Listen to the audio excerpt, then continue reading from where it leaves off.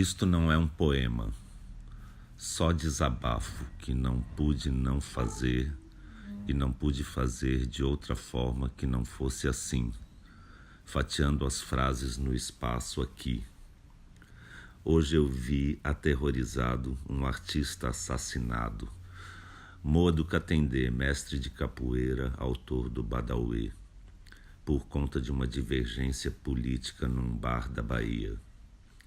Depois corri o dedo sobre a tela e vi e ouvi arrepiado Luiz Melodia, também negro e compositor, também com o cabelo rastafari como a vítima do post anterior, cantando No Coração do Brasil e repetindo muitas vezes esse refrão, no coração do Brasil, no coração do Brasil que tento sentir pulsar ainda, entre a luz de Luiz e a treva desse buraco vazio que não pulsa mais no peito de Modo Katendê.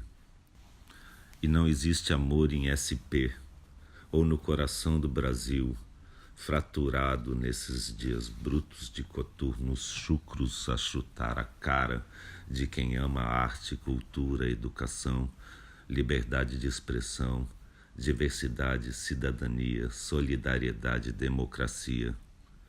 Mas não se dá a mínima. O que importa é se subiu a bolsa, caiu o dólar, se todos vão prosseguir seguindo docilmente para o abismo, nessa insanidade coletiva em que o Brasil nega qualquer Brasil possível, cega qualquer futuro possível, e o ódio, o horror e o ódio e nada que se diga faz sentido mais. Para que expor na cara desses caras a palavra explícita, gravada em vídeo e repetida, do seu mito, dizendo: eu apoio a tortura, eu defendo a ditadura, eu vou fechar o Congresso, não servem nem para procriar. Não te estupro porque você não merece. A gente vai varrer esses vagabundos daqui. O erro foi torturar e não matar. Viadinho tem que apanhar, etc, etc, etc, etc e tudo mais que repete incansavelmente há anos ante câmeras e microfones. Para que mostrar de novo e de novo o mesmo nojo, se é justamente por isso que o idolatram? E sempre haverá os que vêm disfarçar, dizendo: estamos entre dois extremos. Sim, mas veja a Venezuela. É para acabar com a corrupção. Nós queremos segurança, ou não é bem assim.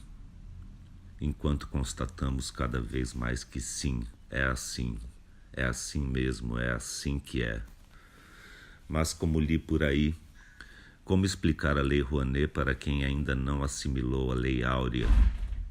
Ou como explicar a Lei da Gravidade para quem ainda crê que a Terra é plana? E querem defender sua ignorância com dentes e garras. Querem matar, atirar, vingar a quem? Em nome de quem?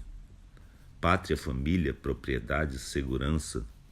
Se nessa seara não há direitos nem respeito, ensino ou dignidade, só horror e ódio, ódio e horror. As palavras perdem a clareza, os valores perdem o valor, a vida perde o valor. Marielle remorta, remorrida, rematada, por sua placa rompida, rasgada, desonrada, pelas mãos truculentas de brutamontes prepotentes, com suas camisetas estampadas com a face do coiso, que redemonstra sua monstruosidade quando vende em seus próprios comícios camisetas de outro ultramonstro ustra, aquele que além de torturar levava crianças para verem suas mães torturadas.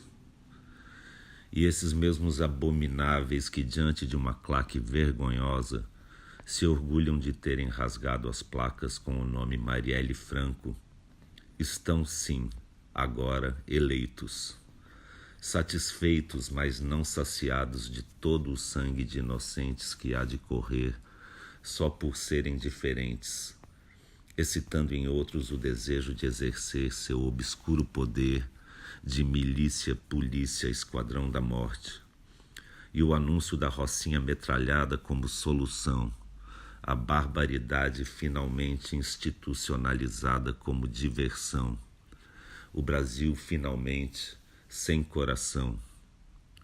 Fora da ONU e dos acordos internacionais pelo meio ambiente, sem controle de sensatez ou mentalidade, sem limite humanitário.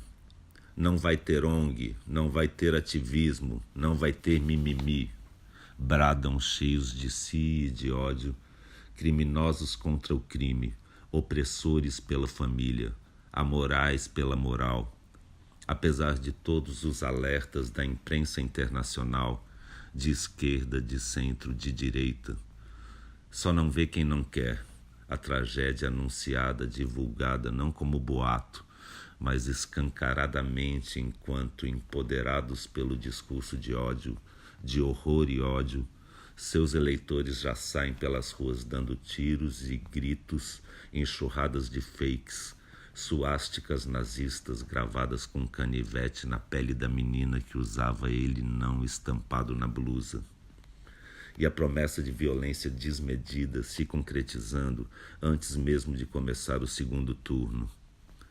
E nem 1 centímetro de terra para os índios, e nem um pingo de direitos civis ou humanos. E a volta da censura e o ódio, o horror e o ódio, para encerrar de vez o sonho de uma nação que tem a chance de dar ao mundo sua contribuição original, agora fadada a repetir o que de pior já houve na história. Sem história agora, sem Museu Nacional, nem cultura, nem educação, abolir filosofia e arte. Em seu lugar, moral e cívica, escola militar, religião, geografia dos lucros e dividendos, massacre das minorias, horror e ódio e horror crescente, permanente enquanto dure. Pois ninguém larga o osso assim tão fácil depois de um golpe, que precisa parir outro golpe ou autogolpe alimentado por todas as fakes e facas contra as costas de artistas como Moa. Mas na cabeça de quem apoia tudo se justifica. O fascismo, a tortura dos presos, o sumário julgamento sem júri, autorização dada à polícia para matar, e o ódio aos pobres, as blitzes ostensivas, a guerra declarada dos que aceitam assassinos para combater bandidos. Se tudo está invertido mesmo, pobre elegendo milionário pelo avesso e ao contrário, então se autoriza a sórdida barbárie dos fortes contra os fracos. Algo está muito doente no Brasil, no descoração do Brasil, que mente, se omite, agride, regride, para avançar sem freios em direção ao fascismo, seguindo a música hipnótica do ódio, horror e ódio, pregados em igrejas em nome de Deus e de Cristo. Só desamor em nome de Cristo, violência e brutalidade em nome de Cristo, armas e tortura e preconceito em nome de Cristo, de Deus e de Cristo. Armar a população para metralhar os adversários, os diferentes, os miseráveis, os favelados, os do outro lado, os que se manifestam ou contestam ou pensam de outra forma, ou se vestem de outra cor, ou têm outra cor, ou qualquer pretexto que se crie para espalhar o ódio, o horror e o ódio.